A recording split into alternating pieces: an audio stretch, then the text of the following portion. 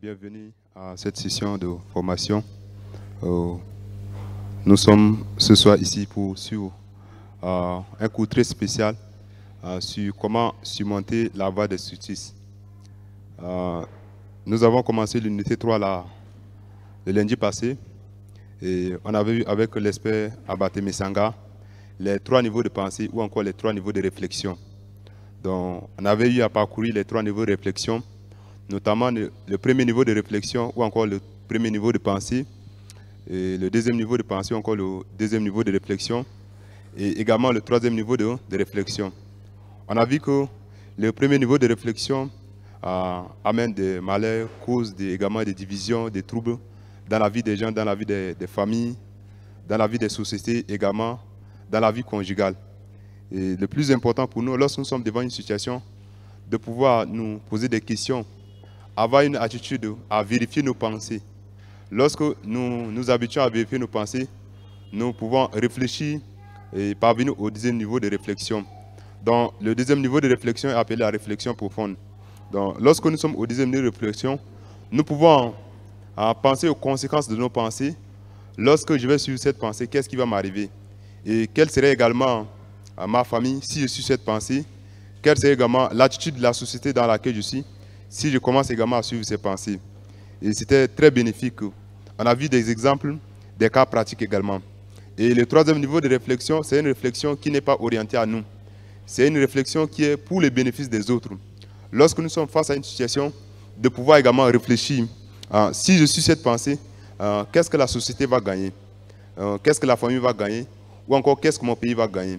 Donc c'est un niveau très important également. Donc pendant que nous sommes en formation, nous devons également nous habituer à réfléchir profondément devant une situation, devant un fait, ou également devant un acte qui est bien, qu'on a bien ou qu'on a mal posé après. C'est là très important.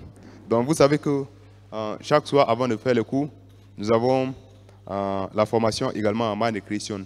Donc tous les experts en Mind Education, ils sont également appelés à faire des Mind Education, c'est-à-dire à tenir les gens, à continuer les gens, à enseigner exactement ce qu'on appelle le Mind Education d'une façon ludique. Donc ce qu'on appelle le Mind Education. Et ce soir également, nous avons l'occasion de suivre le Mind Education sur la cohésion avec l'expert Morel. Donc sans plus tarder, nous allons l'écouter attentivement. Nous allons accueillir l'expert Morel sur vos acclamations, s'il vous plaît.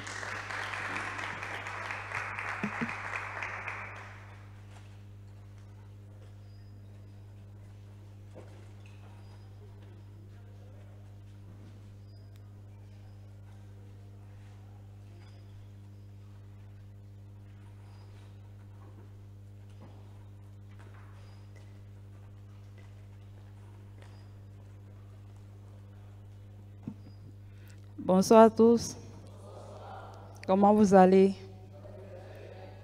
Je suis très contente de vous voir ce soir. Je m'appelle Noni Naoussi Morel Rochimel. Je suis experte en Mind Recreation à l'Institut de Mind Education. Aujourd'hui, nous allons parler de la cohésion. Déjà, j'aimerais savoir qui parmi vous a cette capacité de vivre seul, c'est-à-dire sans avoir besoin de son prochain. Y a-t-il quelqu'un dans la salle qui peut vivre seul? Nous avons continuellement besoin des autres, n'est-ce pas? Aujourd'hui, en abordant notre thème qui est la cohésion, nous allons parler de 2 points principaux. Comprendre ce qu'est la cohésion comme premier objectif et en second objectif, comment se comporter avec les autres.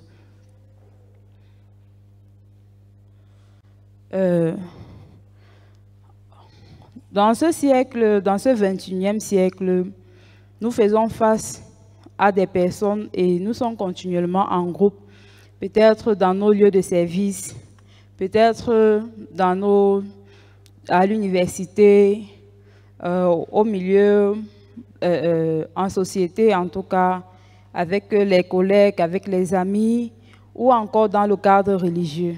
Continuellement, nous sommes en contact avec les autres. Et pendant que nous sommes avec les autres, comment est-ce que nous nous comportons? comment est-ce que nous agissons lorsque nous sommes avec les autres? Quelle est notre relation pendant que nous sommes avec les autres?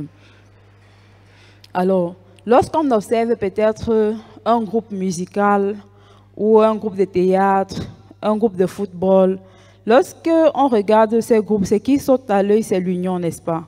Lorsqu'on regarde, par exemple, cette photo-ci, ces gens, ils sont tellement heureux, n'est-ce pas? Ils ont les coudes serrés les uns contre l'autre, contre les autres. Lorsqu'on voit cette image-ci, on peut voir comment ces gens, ils sont tellement unis. Ils sont tellement, en tout cas, ils forment un seul cœur. Ils avancent ensemble, ils sont tellement heureux, n'est-ce pas? Lorsqu'on voit ça, vraiment, on a envie de faire partie de ce groupe, vrai ou faux? Ce groupe-ci, nous pouvons aussi l'avoir autour de nous, nous pouvons aussi l'avoir avec les autres. Ce n'est pas seulement sur cette image-ci. Autour de nous, on peut aussi avoir cette relation-là. Mais généralement, lorsqu'on parle de l'union, on parle de cette addition, lorsqu'on parle de l'union, on parle d'addition des capacités individuelles. C'est-à-dire, on fait un ensemble de personnes et puis on rassemble leurs compétences pour former une seule compétence. Cependant, lorsqu'on parle de l'union, il y a quelque chose qui est abstrait dans l'union. Cette chose-là s'appelle la cohésion. Alors, à quel moment on peut avoir cohésion? La cohésion ici est comme ces pièces de puzzle. Une seule pièce de puzzle ne peut pas servir pour monter un jeu, n'est-ce pas? Pour monter un jeu, il faut plusieurs pièces de puzzle. Et ces pièces de puzzle sont complémentaires. La cohésion ici est alors une relation complémentaire qui existe dans un groupe, dans une équipe, dans une communauté. Alors, lorsque on peut découvrir, lorsqu'on peut rencontrer cette relation complémentaire, la valeur du groupe peut être mise à point, la valeur du groupe peut être mise en exergue, la valeur du groupe peut voir le jour et ce groupe peut être illuminé. Ce groupe peut être heureux comme ce groupe-ci. Ce groupe peut être heureux comme ce groupe-ci là. Donc, apparemment, il y a d'abord cette relation d'union. Mais pour avoir ce résultat, ces jolis sourires qu'on voit sur leur visage, il faut qu'il y ait quoi? Échange entre les différents participants. Il faut qu'il y ait partage entre les différents éléments du groupe pour qu'ils puissent avoir quoi? Cette relation de complémentarité, cette relation qui représente ces pièces de puzzle. Donc moi, sans toi, je ne suis pas. Il faut que je puisse découvrir que pour moi de vivre, j'ai besoin de l'autre. Alors si j'ai besoin de l'autre, c'est tellement cet autre a ce que je n'ai pas. Et parce qu'il a ce que je n'ai pas, lui et moi, on peut former comment? On peut former un seul cœur. Lui et moi, on peut être une même personne. Lui et moi, on peut réaliser un même projet sans problème. La relation avec les autres est comme ce circuit électrique. Lorsqu'il est connecté, il produit la lumière. Alors, comment est-ce que nous devons vivre avec les autres? C'est comme le circuit électrique, comme la diapo le dit tout de suite.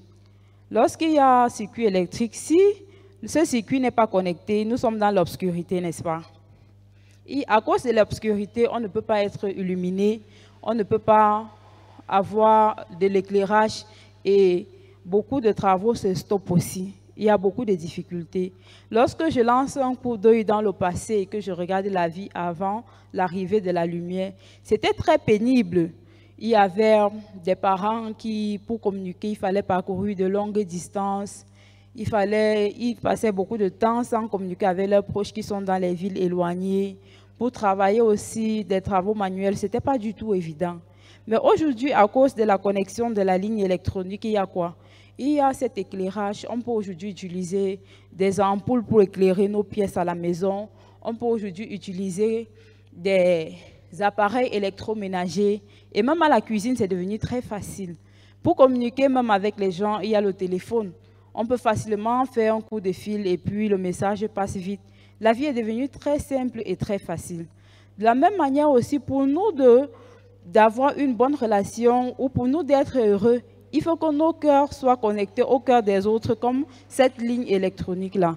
Il faut que nous puissions avoir cette capacité-là d'ouvrir notre cœur et de faire couler ce qu'il y a à l'intérieur. En fait, nous devons faire sortir les bons cœurs que nous avons, les mauvais cœurs que nous avons pour recevoir les bons cœurs qui viennent des autres.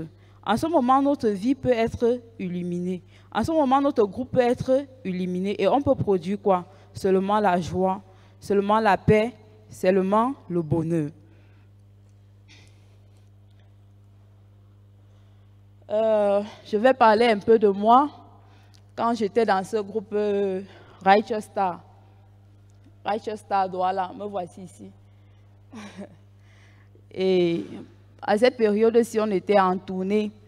Lorsque je faisais partie de ce groupe, au départ, j'étais trop complexée parce que si vous vous observez très bien, je suis la seule grâce dans le groupe.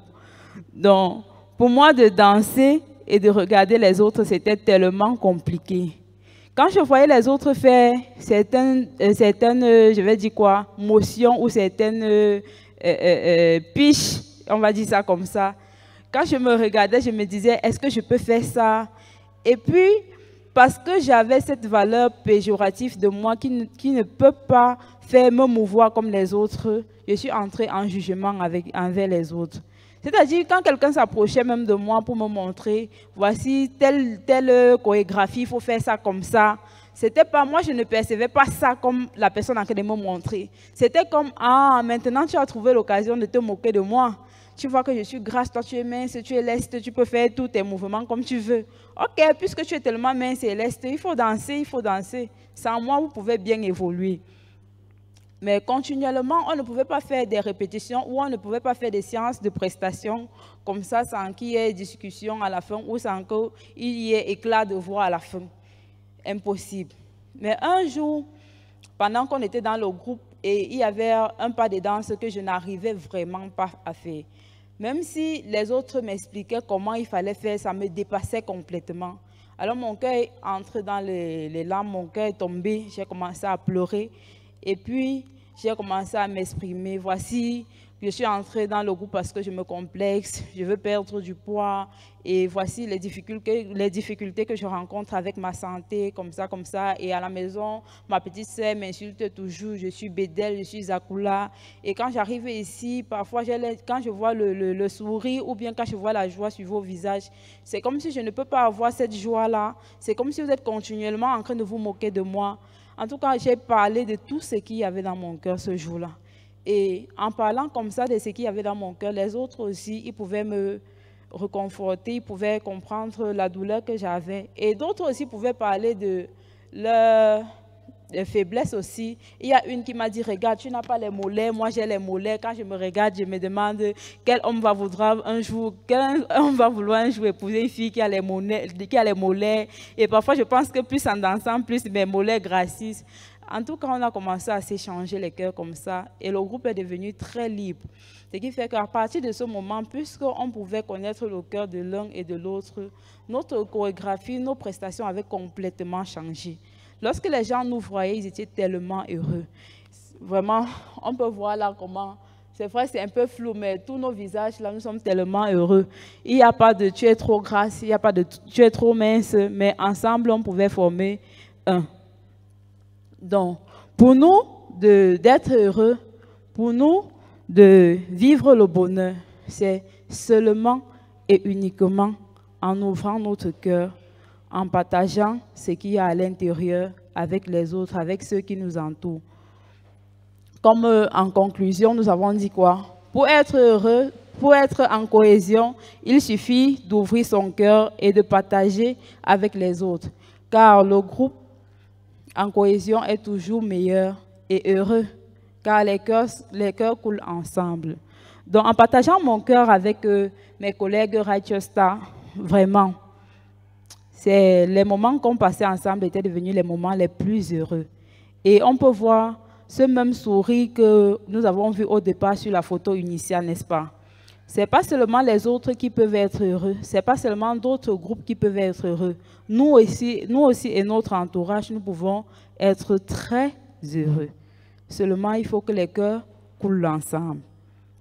Donc, pour la présentation d'aujourd'hui, je vous remercie Nous allons passer à la phase récréation. Vous voulez jouer avec moi? Qui veut jouer, lève la main. D'accord, nous allons jouer ensemble. Le jeu de ce soir s'appelle...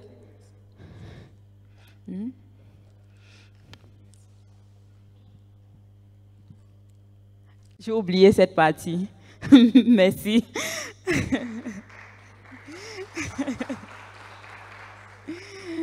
Le jeu de ce soir est intitulé « Accepte mon cœur ». Pour ce jeu, j'ai d'abord besoin de 2 équipes de 5 personnes. Les volontaires ici devant, s'il vous plaît. Les volontaires pour jouer.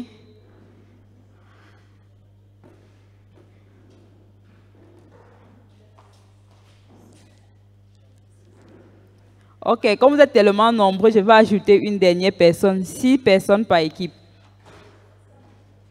Je vais vous donner l'occasion de participer tous. Oh! 6 personnes par équipe. 2 équipes de 6 personnes.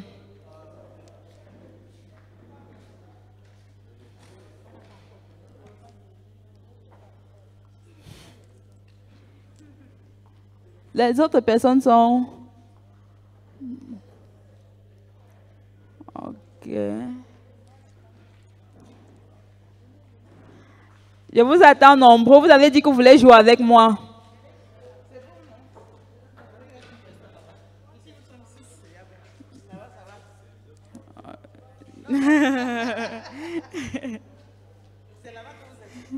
Ok.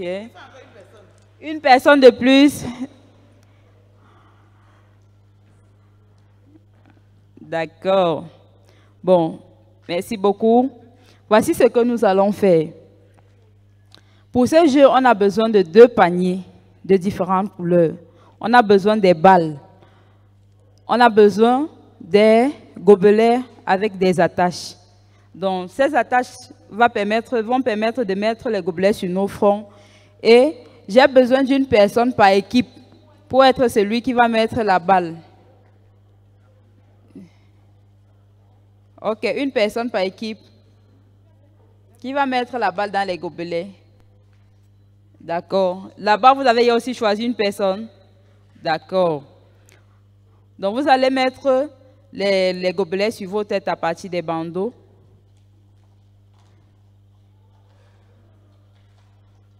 Vous allez vous tourner pour regarder celui qui a les balles.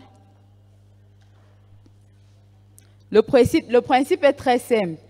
Celui qui a la balle, il va mettre la balle dans votre gobelet. Vous allez essayer de mettre cette balle-là dans le gobelet de votre voisin sans toucher par les mains. Et si la balle tombe, vous recommencez. Vous avez 3 minutes de jeu. Après ces 3 minutes, l'équipe qui a ramené le plus de balles dans le panier remporte la partie. Donc, 1, 2, 3, top, c'est parti.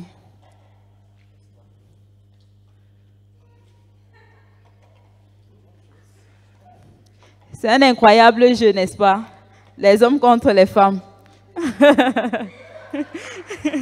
On recommence, on recommence. On recommence. Allez, soyez posés. On recommence encore. Allez. Le temps file, le temps file. Quelle équipe sera la vainqueur? Sans toucher par les mains. Sans toucher. Ce jeu s'appelle « Accepte mon... » D'accord. Qui va accepter le cœur de son prochain? Dans le panier. Plus vite, plus vite, plus vite. Le temps presse. Il ne vous reste plus beaucoup de temps. Qui va gagner? Qui va gagner? Qui va gagner? Le temps, le temps, le temps. Allez, il ne vous reste plus que... Il ne vous reste plus que... Plus vite, plus vite. Oh, on recommence, on recommence. Le jeu là, il est très serré, n'est-ce pas? Vous ne voyez pas ça comme moi? Quelle équipe va remporter plus de balles? Homme contre femme. Wow. Wow. Plus vite. Il ne vous reste plus que 10 minutes. 10 secondes, autant pour moi. Il ne vous reste plus que 10 secondes. Tic-tac, tic-tac, tic-tac, tic-tac, tic-tac, tic-tac. Encore un peu. Juste un peu, essaie. Juste un peu, essaie. Là. Là. La fin. Et puis, on va vérifier quelle équipe a remporté la partie. On va compter les balles. On commence par les hommes. Venez avec vos paniers, s'il vous plaît. On commence par les hommes.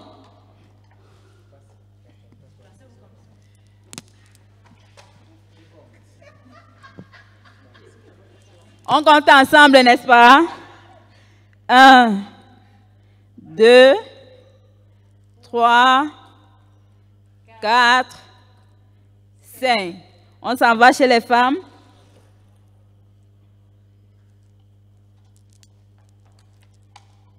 On compte aussi ensemble. 1, 2, 3, 4, 5, 6, 7, 8, 9. Un bravo pour les femmes. Bon, ne rentrez pas encore. Dans chaque équipe, je veux bien un volontaire pour donner ses impressions par rapport au jeu. Un volontaire par équipe ou une volontaire. Bonsoir. Étant donné que le nom du jeu, c'était « Accepte mon cœur », donc il fallait recevoir la balle qui vient de l'autre. Alors pour recevoir, moi j'ai compris qu'il fallait vraiment descendre pour recevoir. C'est-à-dire qu'il faut être en dessous de celui chez qui tu reçois la balle. Et le jeu était devenu un peu plus facile. Donc c'est ce que j'ai retenu. Merci beaucoup. Chez les hommes, quelqu'un pour donner ses impressions? Bonsoir à tous. En fait, en jouant, le jeu était beaucoup émerveillé. J'ai pu me rendre compte que pour recevoir la balle, il fallait non seulement descendre, mais aussi il fallait beaucoup d'attention. Donc parfois, tu descendais plus et celui qui est en train de mettre sa part à côté. Il fallait vraiment beaucoup d'attention par rapport à ça. Donc, merci. Merci, vous pouvez aller vous asseoir. Alors, qu'est-ce qu'on retient? Pour recevoir le cœur, pour accepter le cœur du prochain, ce n'est pas du tout évident. Comme pour moi, pour accepter que mes collègues Righteous Star étaient là pour m'aider, ce n'était pas facile. Pour que je puisse arriver à la position où j'accepte leur cœur, il fallait que je sois renfermée complètement dans un pas de danse que je ne pouvais pas effectuer. À cette position-là, je pouvais recevoir exactement leur cœur parce que j'étais à la position où je ne pouvais plus rien faire. Parce que je ne peux plus rien faire, parce que je n'ai plus de capacité, ça devient facile pour moi de compter sur mon prochain, de pouvoir prendre appui sur lui.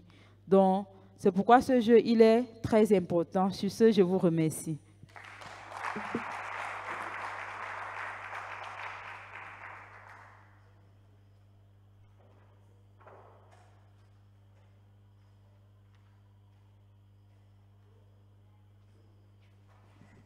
Merci beaucoup pour le spécial Mind Education que nous avons suivi, la cohésion.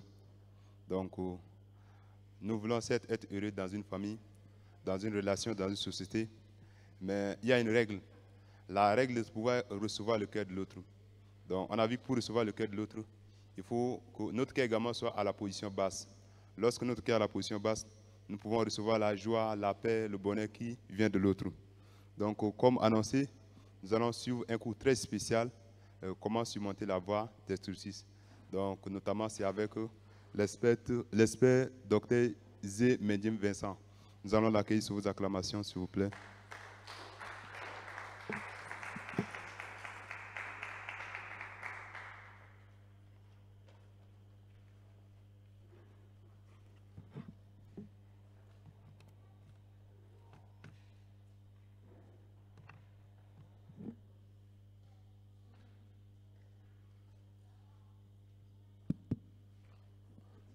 Bonsoir. Je suis très ravi de me placer devant vous pour donner ce cours, n'est-ce pas, le cours de ce soir.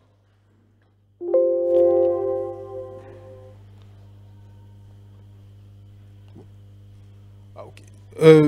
Je m'appelle Zemendi Vincent. Je suis médecin de profession et spécialiste en mind education. Aujourd'hui, j'ai l'honneur de parler de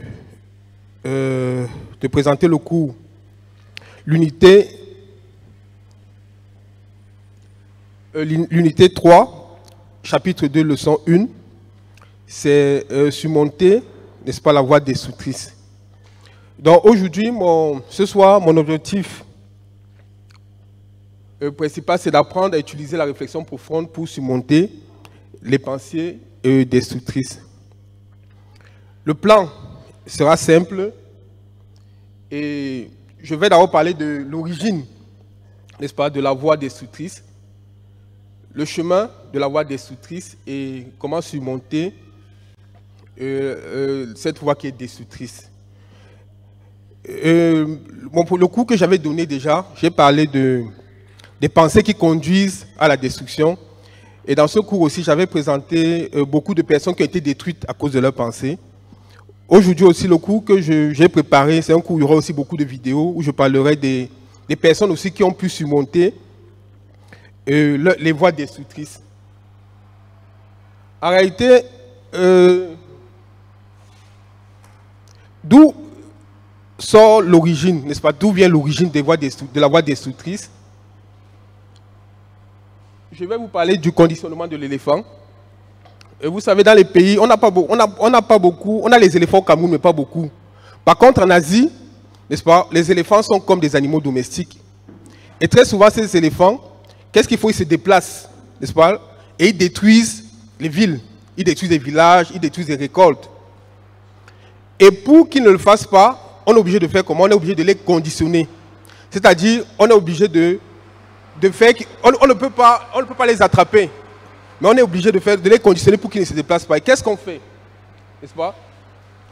Dès leur enfance, quand ils sont encore petits, on prend l'éléphanteau et on l'attache, n'est-ce pas, avec une chaîne à un support qui est très solide. Ça peut être une pierre, ça peut être un arbre qui est très dur, n'est-ce pas? Et qu'est-ce qu'on lui dit? On lui dit, tu seras prisonnier toute ta vie, n'est-ce pas? Tu ne vas pas bouger et tu vas rester là. Donc, pendant toute sa vie, pendant son enfance, il va penser que, en fait, on va lui mettre la pensée qu'il ne peut rien faire et qu'il va seulement rester attaché là. Mais ce qui se passe, c'est que l'éléphant grandit vite et l'éléphant est costaud. Et l'éléphant est fort, n'est-ce pas? Quand l'éléphant va atteindre un certain âge, en réalité, il devra seulement bouger son pied pour casser cette chaîne-là. Il devra simplement bouger son pied pour casser cette corde, n'est-ce pas? Mais quand il est petit, il va d'abord essayer de le faire. Il va essayer de le faire étant petit, il va essayer de vouloir couper, mais il ne pourra pas. À un moment, il va se retrouver en bout de force et il va se résigner. Et la pensée va aussi entrer, je vais rester là, je suis condamné à rester là. Et ce qui va se passer, c'est que cette corde, n'est-ce pas, qui est une corde imaginaire, va faire à ce qu'il soit sur place et qu'il ne puisse pas se déplacer. Donc, la corde imaginaire, n'est-ce pas, l'image de l'éléphant captif d'un piège imaginaire, en fait, c'est notre histoire, n'est-ce pas? Beaucoup de gens aussi sont sur place, beaucoup de gens ne se déplacent pas, beaucoup de gens aussi ne peuvent pas se mouvoir de manière libre. Pourquoi? À cause des pensées imaginaires, n'est-ce pas? Nous avons aussi cette corde imaginaire dans notre cœur qui nous permet de rester sur place et qui nous donne ce qu'on appelle les pensées, les croyances limitantes. Et cet éléphant, n'est-ce pas, il ne pourra pas vivre normalement. Et l'éléphant qui a été conditionné, il va rester sur place. Pendant que les autres éléphants, n'est-ce pas, seront en train de marcher, ils pourront vivre librement, ils pourront vivre avec la joie. Lui sera sur place en train de faire comment? En train d'avoir l'amertume dans son cœur, n'est-ce pas? En tout cas, je suis quelqu'un qui est condamné, je ne peux rien faire, je suis comme ça, n'est-ce pas? Et quand aussi tu restes sur place, qu'est-ce qu'il y a? L'amertume entre dans ton cœur, l'amertume, la convoitise, la colère, n'est-ce pas? Tu te mets à détester les autres, tu te mets à être jaloux, n'est-ce pas, contre les autres. Et finalement, comment tu restes isolé, n'est-ce pas? Et l'isolement aussi entraîne tout genre de pensées. Et c'est comme ça aussi que beaucoup de gens sont aussi emprisonnés, n'est-ce pas? Notre cœur aussi est emprisonné grâce à des choses imaginaires. Et je suis reconnaissant pourquoi? Parce que j'ai connu, avant de connaître IOF aussi, j'avais beaucoup de croyances limitantes, n'est-ce pas? L'une de mes plus grandes croyances limitantes, c'est que je ne peux pas parler devant les gens. Ça, c'était la plus grande croyance que j'avais. Pourquoi? Parce que quand j'étais petit, comme je parle un peu vite, n'est-ce pas? Ma mère me disait toujours que toi, tu parles vite. Donc, ma mère qui m'a accouché des fois ne comprend pas ce que je suis en train de dire, n'est-ce pas? Et quand aussi j'ai commencé à travailler, je suis médecin, j'ai commencé à aussi aller dans les hôpitaux. Je parlais aussi au patient, aussi beaucoup de patients ne comprenaient pas ce que je disais. Et là, mon cœur aussi, voilà, je parle vite. Je ne peux pas faire, je ne peux pas parler devant les gens, je ne peux pas donner les cours. Mais en écoutant aussi, IOF m'a poussé, n'est-ce pas, à faire beaucoup de choses. Malgré le fait aussi que j'ai ces défauts, n'est-ce pas, j'ai pu me libérer. Et je donne aussi souvent des cours à l'université. Je donne les cours, je donne des conférences aussi, n'est-ce pas? Pourquoi? Parce qu'en réalité aussi, IOF m'a poussé et a permis que je puisse couper, n'est-ce pas, cette corde imaginaire.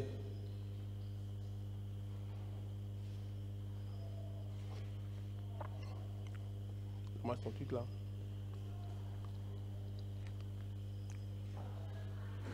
Donc,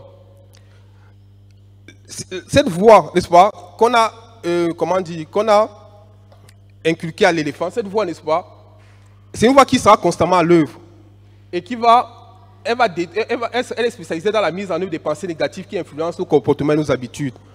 L'éléphant qui a été conditionné est totalement différent, n'est-ce pas, de l'éléphant qui n'a pas été conditionné. Les habitudes d'un éléphant conditionné sont totalement différentes de l'habitude d'un éléphant qui n'a pas été conditionné, n'est-ce pas? Et le comportement d'un éléphant conditionné est totalement différent d'un éléphant qui n'a pas été conditionné. Et celui qui a été conditionné, n'est-ce pas, toute sa vie sera seulement en train de faire comment? En train de se plaindre, en train d'accuser, n'est-ce pas, en train d'envier les autres, n'est-ce pas, en train de détester les autres. Je vais juste te rappeler, le premier cours que j'avais donné, j'avais parlé un peu de la direction de la voie destructrice, n'est-ce pas, le mode opératoire. Mais aujourd'hui, je vais survoler. En réalité aussi, l'homme qui est conditionné, n'est-ce pas, la voie destructrice agit suivant 5 principales directions. Et très souvent, l'homme qui est conditionné, n'est-ce pas, finalement, son cœur va couler et il va se retrouver dans les addictions, dans la vie de crime, les maladies mentales, le désespoir, la misère, n'est-ce pas? La destination finale, c'est le suicide. Et j'ai pris aussi beaucoup d'exemples, n'est-ce pas, où beaucoup de gens aussi, n'est-ce pas, pourquoi les gens tombent dans l'addiction? Quand ils sont face à une situation, ils ne peuvent pas la surmonter, n'est-ce pas? Je ne peux pas la surmonter, je ne peux pas vivre normalement comme les autres. Automatiquement, ils se renferment dans quoi? Dans les substances illicites. Ils se renferment dans quoi? Dans les jeux vidéo, n'est-ce pas? Ils se renferment dans quoi? Ils se renferment dans la télé, dans tout genre d'addiction. Dans le jeu des cartes, n'est-ce pas? Et c'est comme ça aussi que le jeu des cartes, ça va créer une addiction, il va perdre tout son argent et à la fin, il va se retrouver dans quoi? Il va se retrouver en train de se suicider. Si nous regardons objectivement le cœur qui est en nous, nous pouvons voir que la voie des soucis est en combat avec notre volonté, notre intention, n'est-ce pas? Il y a la voie qui est destructrice et il y a quoi?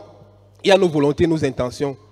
Et très souvent, quand nous regardons, beaucoup de gens ont les intentions, n'est-ce pas? Je rencontre beaucoup de gens qui fument, beaucoup de gens qui boivent, mais beaucoup de gens ont la volonté de faire comment? D'arrêter.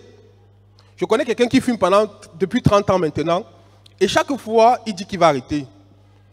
Il est conscient que ça détruit son organisme, n'est-ce pas? Je me souviens quand j'étais en terminale, j'avais un prof de biologie.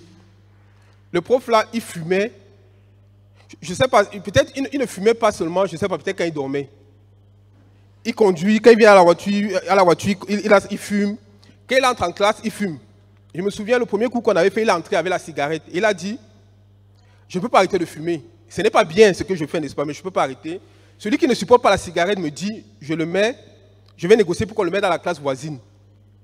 Et il nous disait toujours une chose, n'est-ce pas? L'élève que je vais trouver avec une cigarette, je vais le tuer. Et il parlait comme ça avec quoi? Avec la cigarette en main, n'est-ce pas? Et il disait que si je sors, je vois un de mes élèves qui fume dans un coin. Parce qu'en fait, j'étais au lycée de Coleton à l'époque. Et il y avait un coin, n'est-ce pas? Il y avait un coin où les gens jouaient au Njambo et fumaient. Donc, il a dit, je vais souvent aller là-bas. Si je reconnais un de mes élèves dans ce coin, je le vois avec une cigarette, n'est-ce pas? Et en train de jouer au Njambo, je vais le tuer, n'est-ce pas? Mais lui, il était toujours en train de faire comment? De fumer. Et chaque fois qu'il fumait, il disait toujours que quoi? Ce n'est pas bien, n'est-ce pas? Ne fumez pas. Mais il ne peut pas arrêter de fumer. En réalité aussi, n'est-ce pas? Il y a cette voie des sous-titres aussi qui et notre volonté, n'est-ce pas? Qui fait comment? Qui sont constamment en contradiction, n'est-ce pas? Mais aujourd'hui, j'ai envie de parler comment renverser cette voie des sous-titres-là, n'est-ce pas? Parce qu'en réalité, deux fois, quand il y a, comment on appelle ça? Il y a deux forces. Et très souvent, la voie des sous-titres nous renverse. Mais aujourd'hui aussi, l'objectif pour moi, c'est de donner des astuces, comment faire pour surmonter cette voie destructrice. En réalité, dans notre cœur aussi, n'est-ce pas, il y a la légende indienne, n'est-ce pas, de deux loups, en fait, qui parle de notre force, de la force intérieure. Il y a le loup noir, n'est-ce pas, il y a un enfant qui est allé chez son grand-père, et il a dit, et son grand-père lui a raconté l'histoire du loup noir et du loup blanc. N'est-ce pas, il y a un loup noir et un loup blanc qui veulent bagarrer, qui va gagner, n'est-ce pas? La fois, vous voulez savoir qui va gagner. Est-ce que c'est le loup noir? Parce qu'en réalité, quand quelqu'un est noir, en réalité, celui qui est noir est souvent un peu plus, comment dire, satanique, n'est-ce pas? Il est un peu plus fort. Très souvent, quand on veut teindre quelque chose qui est mauvais, c'est noir. Donc, en principe, si on dit qu'il y a un loup noir et un loup blanc, on aura l'impression, notre subconscient va nous dire que c'est le loup noir qui va gagner, n'est-ce pas? Parce qu'en fait, ce qui est noir est fort, ce qui est blanc est souvent faible. Mais ce n'est pas ça, n'est-ce pas? Son grand-père lui a simplement expliqué que celui qui sera bien nourri, n'est-ce pas? C'est celui qui va gagner. Donc, si tu nourris bien le loup noir va gagner le loup blanc. Et si on nourrit bien le loup blanc va gagner le loup noir. N'est-ce pas?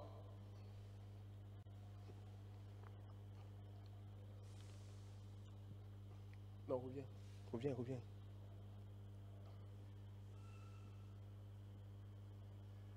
Donc, le loup noir, n'est-ce pas, c'est quoi? C'est l'arrogance, l'envie, la cupidité, la culpabilité, la haine, la jalousie, n'est-ce pas?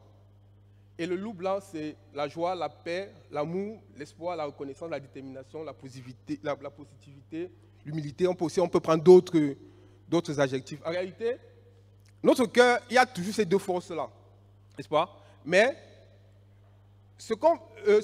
les nutriments qu'on va choisir pour nourrir notre cœur, n'est-ce pas? Ce sont ces nutriments qui vont nous permettre comment?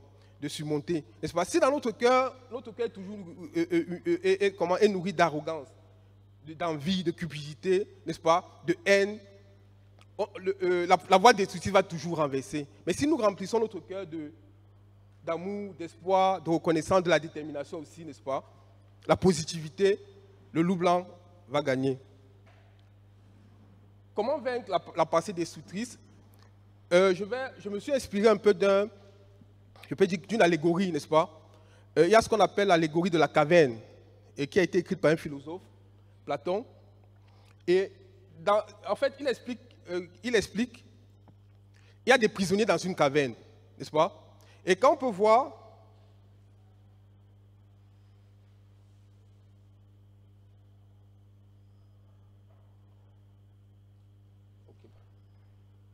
tout cas, il y a la lumière. Bon, en fait, il explique, l'allégorie de la caverne, c'est quoi? Il y a des prisonniers qui sont dans une caverne, et on les amène là-bas depuis l'enfance. Et ils sont dans la caverne et vivent. Nous pouvons voir où il y a le rond rouge, n'est-ce pas? Ce sont ces prisonniers-là qui vivent et ils sont très à l'aise dans cette caverne. Pourquoi? Parce qu'ils pensent que c'est quoi? C'est le monde normal.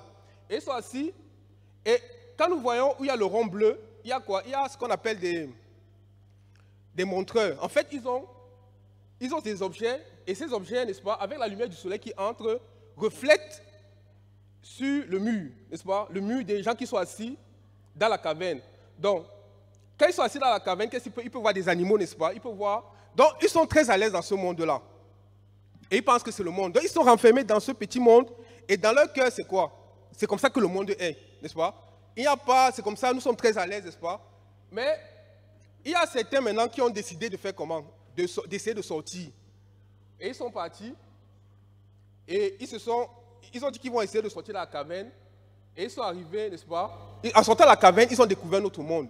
Ils ont découvert le soleil, ils ont découvert les arbres, ils ont découvert un espace qui était très grand. En réalité aussi, il y a...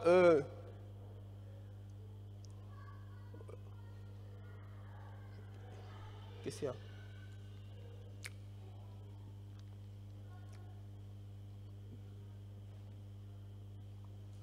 Donc, il y a 3 étapes, n'est-ce pas? Il y a l'étape, la première étape, c'est quoi? C'est l'ignorance des prisonniers. Ils sont dans la prison, ils sont en prison dans cette caverne et ils sont focalisés sur l'illusion qu'on leur envoie, n'est-ce pas?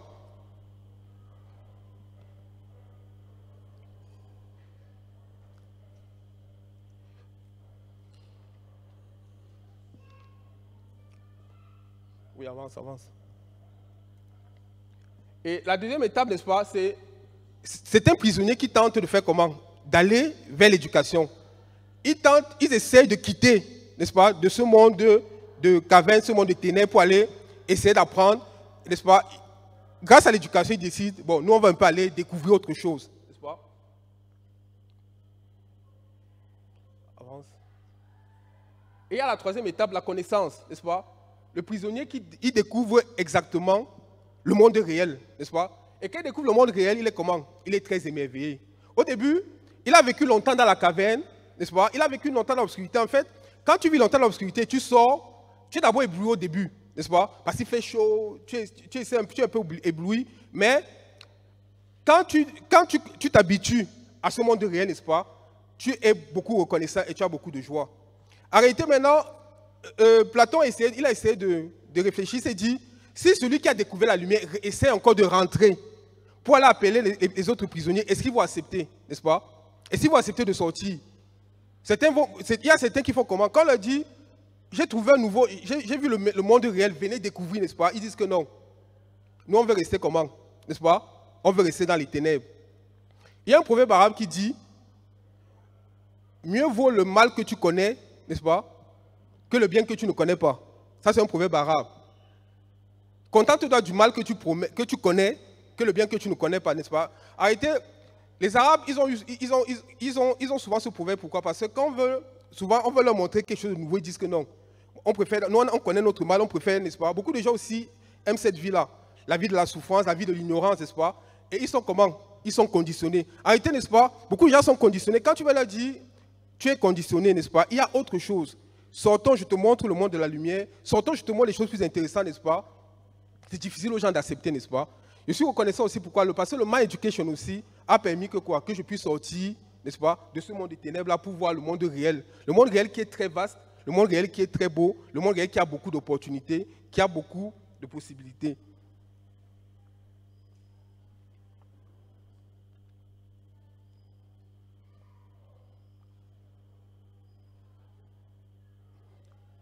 Je vais vous parler de cette jeune fille, n'est-ce pas? Elle est née le 29 janvier 1954 d'un père inconnu et d'une mère domestique. Elle est élevée jusqu'à un certain âge par sa grand-mère, puis par son prétendu père. De 9 à 14 ans, elle a abusé sexuellement par son cousin, son oncle, les amis de la famille. À l'âge de 14 ans, elle donne naissance à un garçon qui décède peu de temps après.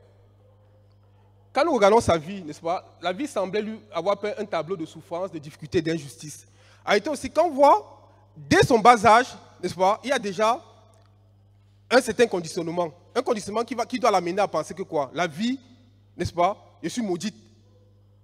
On la viole, n'est-ce pas, elle est très tôt orpheline, après elle se fait violer par ses cousins, après, n'est-ce pas, à 14 ans, elle accouche.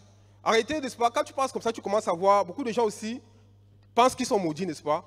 Quand je regarde, n'est-ce pas, ma vie est maudite. Mais cette dame, cette jeune fille, c'est cette actrice, n'est-ce pas? Ceux qui regardent un peu la télé, c'est l'une des plus grandes actrices américaines. Elle est devenue une présentatrice, journaliste, je veux dire.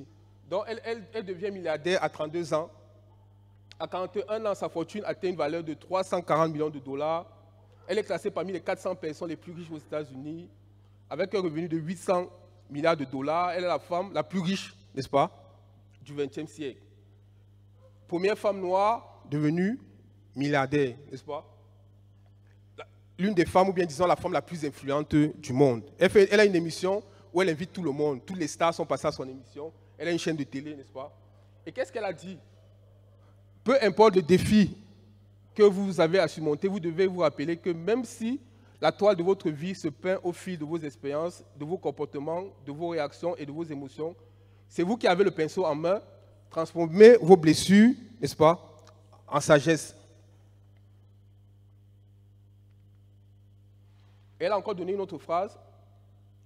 Sois reconnaissant de ce que tu as, tu en auras plus. Si tu te concentres sur ce que tu n'as pas, tu n'en auras jamais assez, n'est-ce pas? Et avec cette mentalité-là, qu'est-ce qu'elle a fait? Elle a pu surmonter, elle a pu couper, n'est-ce pas, cette corde imaginaire n'est-ce pas, qui devait détruire sa vie. Elle a refusé, n'est-ce pas, d'écouter les pensées, ces pensées, la voix destructrice, n'est-ce pas, et elle a pu atteindre des objectifs. Je veux parler aussi de ces trois femmes, Dorothy Reagan, Katherine Johnson et Mary Jackson. En réalité, je veux parler du contexte un peu. Ces trois femmes, ce sont des femmes qui ont vécu dans les années 50-60, n'est-ce pas? Vous voyez qu'elles sont noires. Dans les années 50-60 aux États-Unis, il y avait la ségrégation raciale. C'était difficile pour un noir de faire comment? De pouvoir se réaliser, n'est-ce pas? Mais ces trois femmes, elles avaient une même mentalité. Et ces trois femmes, elles voulaient changer leur vie, elles ont changé l'histoire. Je vais juste te montrer une vidéo du film qu'on a tourné à leur honneur, c'est Les Figures de l'ombre. En réalité, ces trois femmes, elles ont travaillé à la NASA. Actuellement, elles travaillent à la NASA. Et grâce à ces trois femmes, les Américains ont pu lancer pour la première fois une fusée. Get us up there, Harrison. We can't justify a space program that doesn't put anything in space. Elles ont connu énormément de difficultés. We all gonna end up unemployed riding around in this pile of junk. You're welcome to walk the 16 miles. Or I'll sit in the back of the bus. We're putting a human into space. We bring him in too soon, he burns up on re-entry. I need math that doesn't yet exist. Find a mathematician before the Russians plant a flag on the damn moon. You have identification on it? NASA, sir. I had no idea they hired. Quite a few women working in the space program. Space Test Group needs a computer. Catherine's the gal for that. She can handle any numbers you put in front of her. They never had a colored in here, but don't embarrass me. This wasn't emptied last night. I'm sorry, I'm not the... You should be an engineer. I'm a Negro woman. I'm not going to entertain the impossible. I'm standing beneath a spaceship. We are living the impossible. Come on! The IBM data processing system. We have to know how to program it. Who like that? Did it, girl. That's John Glenn. What do you ladies do for NASA? Calculate your trajectories. I can't get anywhere without the numbers. How could you be ogling these white men? It's equal rights. I have the right to see fine in every color. NASA doesn't commission females for the engineer program. Every time we have a chance to get ahead, I would like to attend today's briefing. There is no protocol for women attending. they move the finish line. You all should be thankful you have jobs at all. I don't even know if I can keep up in that room. You're better with the numbers than anyone in there, Catherine. I've been gone for 300 hours. Felt like it to me, too. You're never where I need you to be. Where the hell do you go every day? The colored bathroom is a mile away. We all get to the peak together, or we don't get there at all.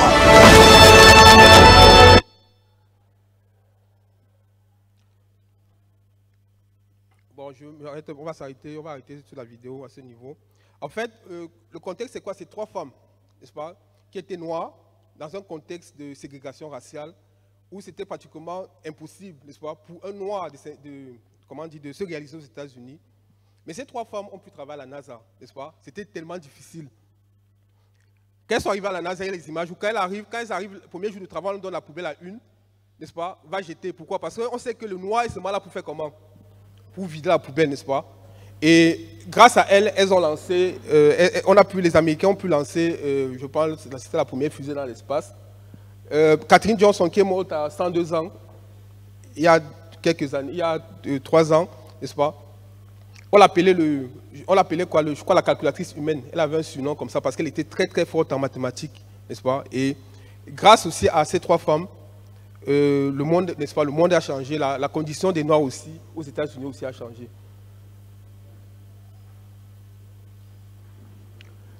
Il y a aussi l'histoire de Nelson Mandela aussi, n'est-ce pas, qui a connu, nous tous on connaît son histoire. Il a fait pratiquement 30 ans de prison dans des conditions où il n'a rien fait. On peut dire qu'il était innocent, n'est-ce pas? Et après, n'est-ce pas, après qu'il ait fait la prison, il a été président. Et qu'il a été président, tous les gens qui l'ont, je peux dire quoi, qui l'ont massacré, n'est-ce pas, ces personnes qui l'ont détruite, étaient là. Et quand il a pris le pouvoir, logiquement, qu'est-ce qui doit se passer dans son esprit? Il tombe, n'est-ce pas? Maintenant, c'est toi qui as le pouvoir. En réalité, n'est-ce pas? On voit souvent ça dans les pays, n'est-ce pas? Quelqu'un qui a été, comment dire, maltraité, dès qu'il prend le pouvoir, il fait comment? La première chose qu'il fait, c'est se venger, n'est-ce pas? Et aussi, tout le monde s'attendait à ce qu'il faut quand même qu'il se venge et qu'il fasse quelque chose, n'est-ce pas? How does a man spend 27 years in prison, put there by an oppressor, and come out of that experience with not a heart of stone, not a cold heart, but a heart that is willing to forgive and embrace? How is there no bitterness? Well, I hated oppression. And when I think about the past, the type of things they did, I feel angry. You have a limited time to stay on earth. You must try and use that period for the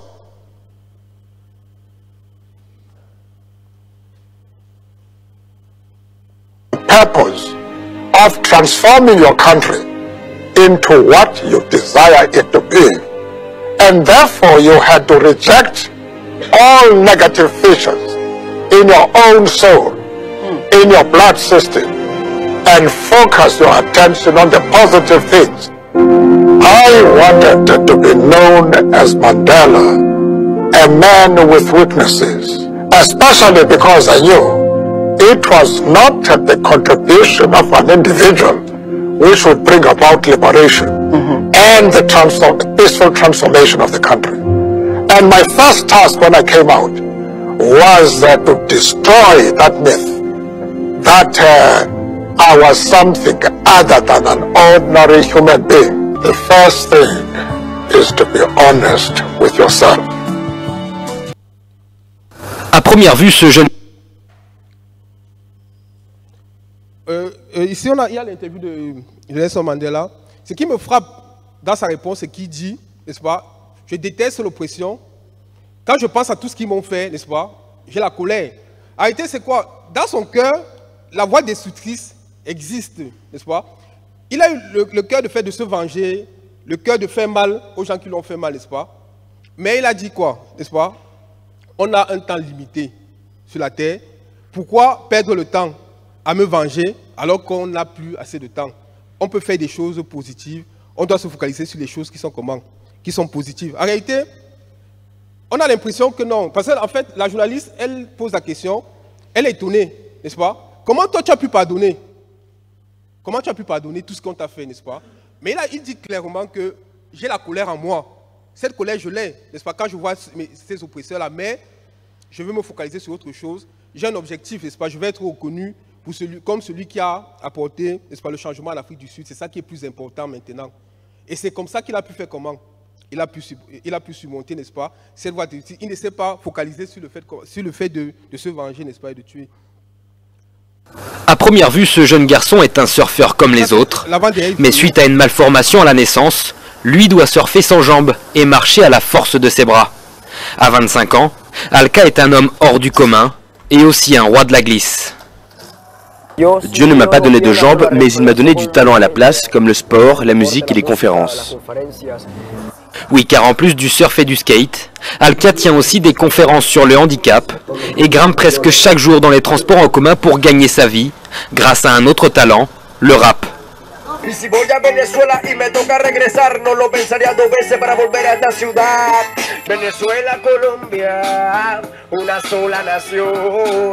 Je n'ai pas honte de chanter dans un bus, j'aurais beaucoup plus honte de rentrer chez moi et que mon épouse me dise que ma fille n'a pas de couche ni de vêtements.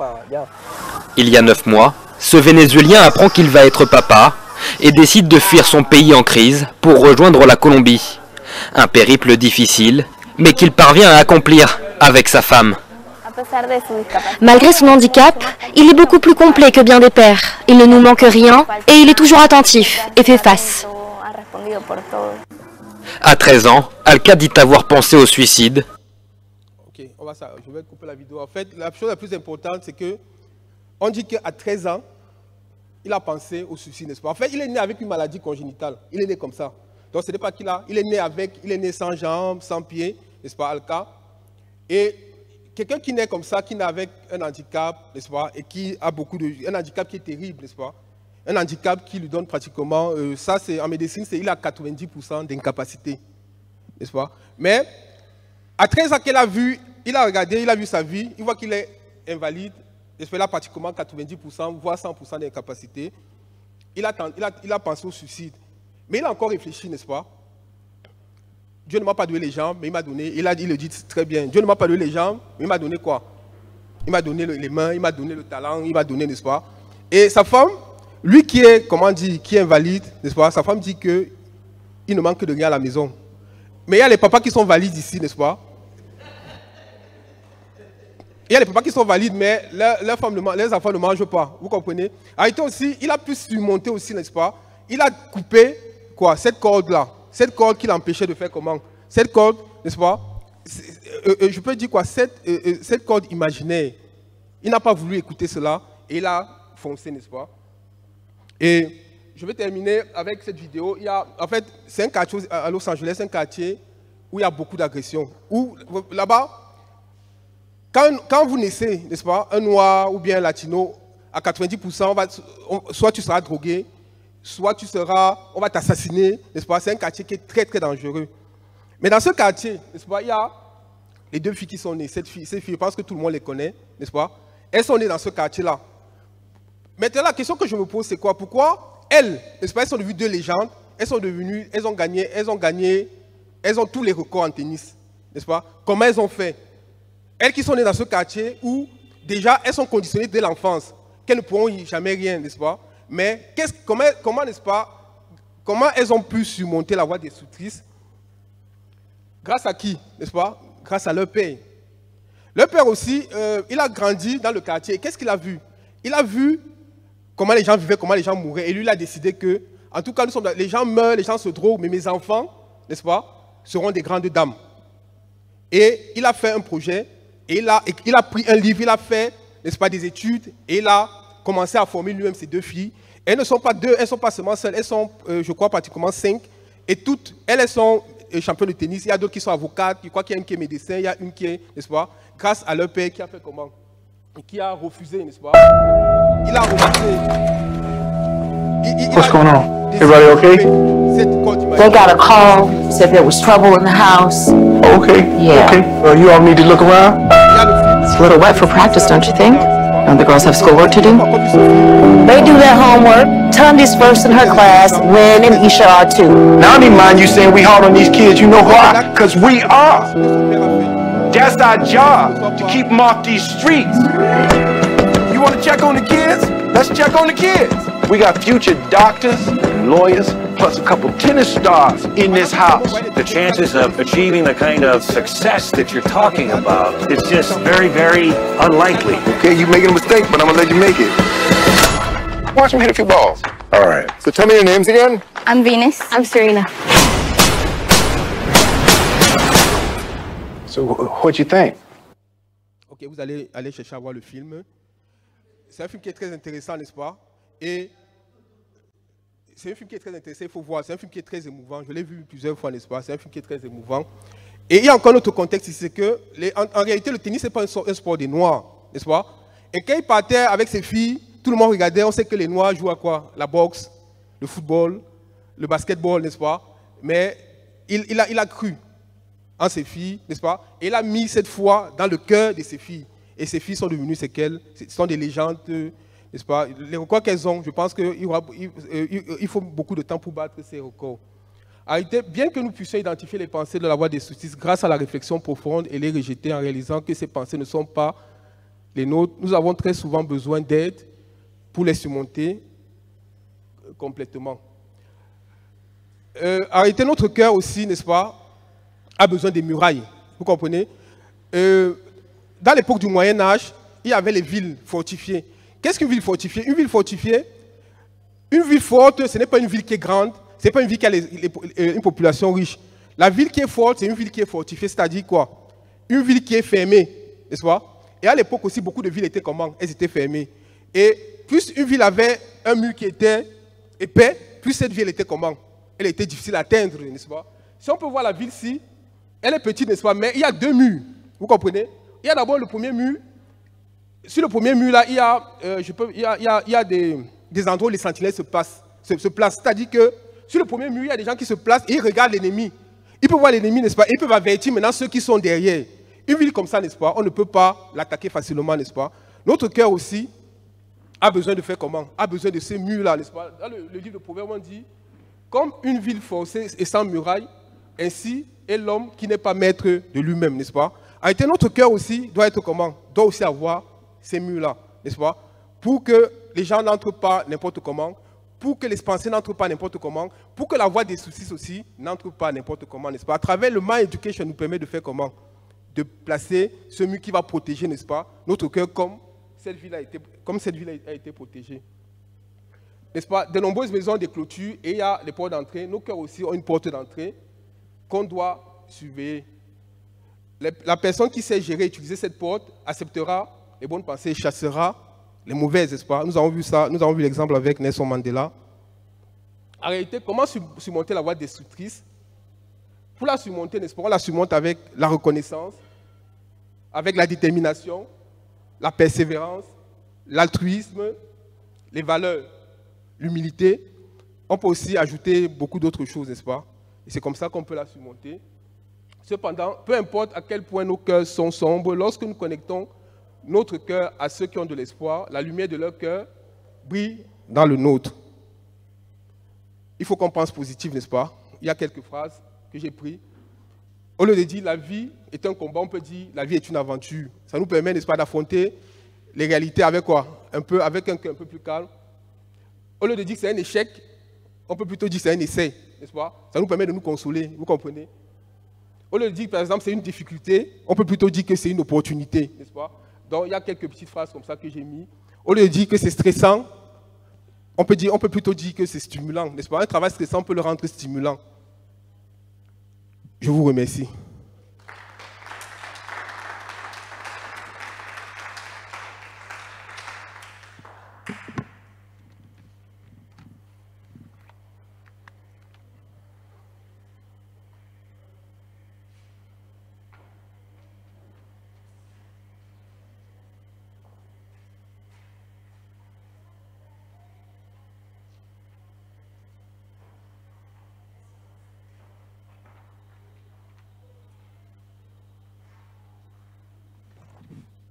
Okay, merci beaucoup pour le cours. Comment surmonter la voie des succès. Donc, nous allons encore applaudir pour le cours que nous avons suivi. Merci beaucoup pour l'expert Stéphane Zé.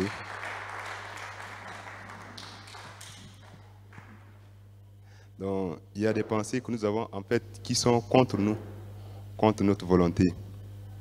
Et parfois, on veut bien faire des choses, mais on se retrouve sur un chemin où nous pensons que c'est une autre personne, ce n'est pas nous. Donc, si nous regardons attentivement et que nous pensons, ne serait-ce que pour peu, il y a des gens qui se réveillent avec le réveil matinal. Mais souvent, il y a l'habitude, je mets le réveil matinal à 4 heures. Lorsque 4 heures arrive, il y a une voix que j'entends souvent, il faut encore dormir pendant 5 minutes. Donc, cette voix, constamment, est à l'œuvre. Donc, je ne sais pas pour vous, comment vous faites pour surmonter cette voix? Il faut encore dormir, ne serait-ce que pendant 5 minutes. Et lorsque vous dormez encore pendant 5 minutes, ça va faire combien de minutes? 2 heures, parfois même 3 heures du temps. Donc, je me souviens, il y avait un étudiant, il devait faire un examen, c'était à 7 heures. Donc, toute la nuit, il a étudié jusqu'à 4 heures du matin. Bon, à 4 heures du matin, normalement, il part au cours à 5 heures, puisqu'il devait se prendre le bus ou partir à l'école. Il y a beaucoup de trajets qu'il devait prendre. Donc, si 4 heures arrivent, il ne doit plus dormir. Mais qu'est-ce qu'il s'est dit? Je vais seulement me reposer pendant 5 minutes. Et puis après les 5 minutes, je vais partir à l'université. Mais en réalité, lorsqu'il a commencé à dormir, il s'est réveillé à 8 heures. Il a bien étudié. Lorsqu'il a vu le sujet qu'on avait donné, c'était exactement ce que lui, il avait étudié la nuit. En fait, il était en train de regretter. Pourquoi j'ai dormi? Mais en réalité, il y a juste une petite voix qui a commencé à monter dans son cœur. Il faut juste dormir pendant 5 minutes. Donc, nous également, il y a des voix comme ça qui sont dans notre cœur. Et lorsque nous commençons à suivre ces voix, parfois ça nous conduit quoi? Au malheur, au désespoir. En réalité, personne ne veut être toxicomane, personne ne veut être un addict, ou personne ne veut être sur le chemin du malheur. Mais lorsque nous sommes face à des situations, il y a cette voix qui nous arrive. Donc, il y a un expert au Togo. Lorsqu'il était petit, il avait ce rêve de devenir médecin. Donc, il a eu le bac D. Après, il a fait le concours à l'entrée à la faculté de médecine. Il a eu ce concours. Il a étudié pendant 8 ans. Donc, après les 8 ans, il devait sortir médecin normalement. Mais à la 8e année, lorsque les procès-verbaux sortaient, il n'a pas vu son nom. Alors, il était en train de faire comment, de revendiquer, faire des requêtes. Et finalement, on lui a fait comprendre que quoi? Que depuis la première année, ton nom n'était pas dans la base de données des étudiants de la faculté de médecine. Si c'était vous, qu'est-ce que vous allez faire? Donc imaginez, pendant 8 ans, quelqu'un a étudié à la faculté de médecine. Donc il passait normalement. Mais à la 8e année, on lui dit que quoi? Qu'en réalité, tu n'es pas étudiant dans cette faculté. Donc constamment, il y a cette voix qui lui disait que quoi? Non, maintenant, la vie ne vaut plus rien, il faut mourir, c'est mieux. Puisqu'on le connaissait en tant que médecin. Mais pour finir, il ne devait pas être médecin. En fait, lorsque j'ai écouté son histoire, j'ai cherché à savoir exactement comment il a fait pour surmonter. En réalité, ce qu'il dit souvent, c'est que quoi? C'est que tout ce qui se passe dans cette terre, rien n'est éternel. Donc, même la douleur que nous avons n'est pas éternelle. La souffrance que nous avons aussi n'est pas éternelle. Tout a une fin. Alors, dans toutes les situations que nous rencontrons, il faut toujours voir quelque chose. Il y a quelque chose qui nous donne toujours la joie. Alors, en ce moment, il a regardé son cœur, il a commencé à voir quoi. Actuellement, il a une famille, il a sa mère, il a ses petits. Donc, il est content de ça. Donc, imaginez comment, lorsque son cœur est devenu plus bas, il pouvait ressentir cette joie. Mais s'il se focalisait seulement je ne peux pas être médecin, franchement, il allait se suicider. Donc, aujourd'hui, c'est un grand expert au Togo. Il fait beaucoup de conférences en Mind Education. Donc, les difficultés graves que nous avons, c'est très important. Ça nous permet également de faire comment? De forger notre cœur. Donc, il y a cette façon également de regarder la difficulté d'un autre angle, d'une autre façon. Donc, dans notre cursus de formation, c'est très important. Donc, aujourd'hui, nous avons suivi le cours sur comment surmonter la voie d'exercice. Donc, on a dit à travers la reconnaissance, à travers également quoi, la joie, à travers également quoi, des familles heureuses. Mais le plus important, lorsque notre cœur arrive à faire comment? À se connecter au cœur d'une personne qui a la lumière, on peut sortir de nos ténèbres, on peut sortir de nos difficultés. C'est un cours très spécial. Donc aujourd'hui également, c'est une journée très très spéciale. Donc normalement, nous devons faire les entretiens par groupe. Donc l'entretien aujourd'hui sera spécial également. Donc tous les gens qui ont reçu les billets, ils vont faire l'entretien avec le pasteur Lijan. Donc, tous les gens qui ont reçu les billets, on a fait passer les billets. On a déjà fait passer les billets. OK. Donc, je vais inviter toutes les personnes qui ont reçu les billets. OK, l'espère Damas, il faut les conduire au bureau. Vous allez faire l'entretien avec le pasteur Lijan. Donc, je vais d'abord inviter tous les gens qui ont reçu les billets, les petits bouts de papier, au bureau du pasteur.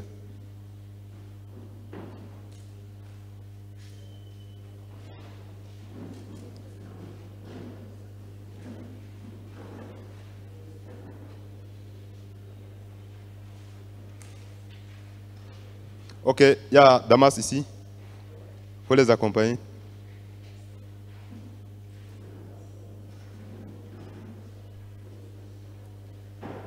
Damas, viens ici.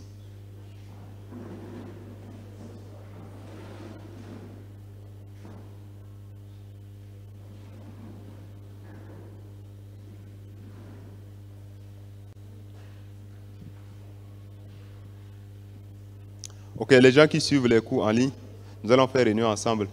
Donc, patientez.